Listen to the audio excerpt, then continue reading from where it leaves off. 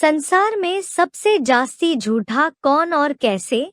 दिन प्रतिदिन गाया जाता है झूठी माया, झूठी काया, झूठा सब संसार। पहले पहले माया का नाम क्यों लिया है? प्रकृति का नाम नहीं लिया, किसका नाम लिया? माया किसको कहा जाता है?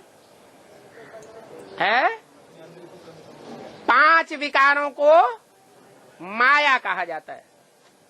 अच्छा, दुनिया के जो 100% 5 विकारी आत्माएं हों, वो माया रावण का रूप नहीं है? हैं?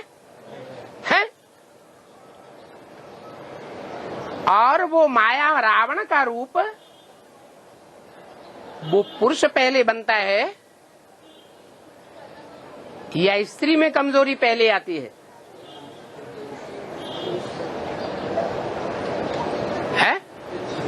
विकृति पहले किस में आती है? पुरुषों की मनसा में पहले विकृति आती है।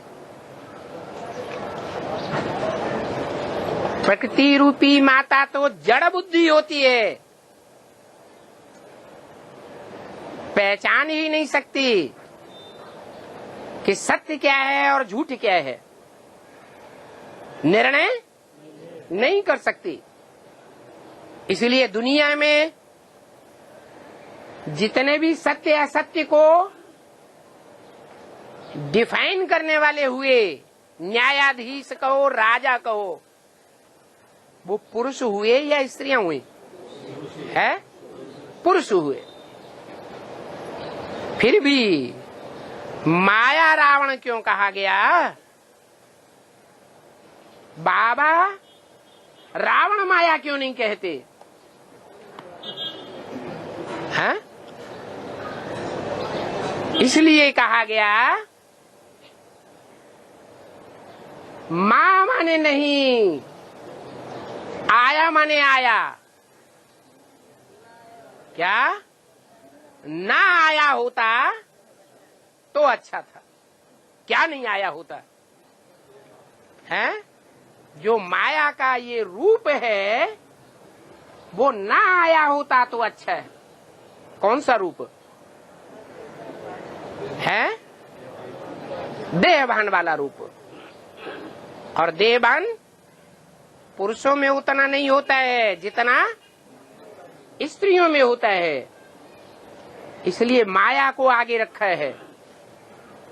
पुरुषों में होता है काम विकार, कामना जागृत हो जाती है।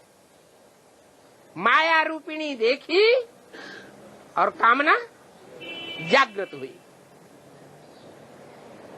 तो बोला इस दुनिया में इसलिए गायन चला आ रहा है, झूठ की दुनिया में। क्या? झूठी माया, झूठी काया। ये जो काया भी है ना, वो राम की तरह जो गायन है, मर्यादा पुरुषोत्तम राम, ऐसी किसी की काया इस द्वैतवादी रजो प्रधान युग में नहीं रहती, न स्त्रियों की और न पुरुषों की। काया में पहले पहले मुख्य कौन सा अंग है जो प्रदूषण पैदा करते हैं? आंखें। द्वापर आया और द्वापर के आदि से ही इस्लाम धर्म की आत्माओं के आते ही वो व्यभिचार की शुरुआत हो गई। और पहले पहले आंखों ने वो व्यभिचार का दोष करना शुरू कर दिया।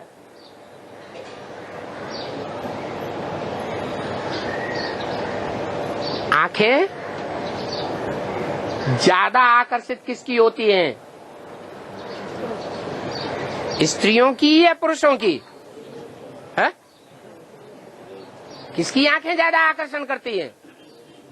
पुरुषों की। स्त्रियां कहेंगी पुरुषों की, पुरुष कहेंगे स्त्रियों की। लेकिन वास्तविकता क्या है? जो स्त्री के अंग हैं उनमें ज्यादा कोमलता होती है, सौंदर्य होता है, और पुरुषों में इतनी कोमलता और सौंदर्य नहीं होता है, कठोरता होती है।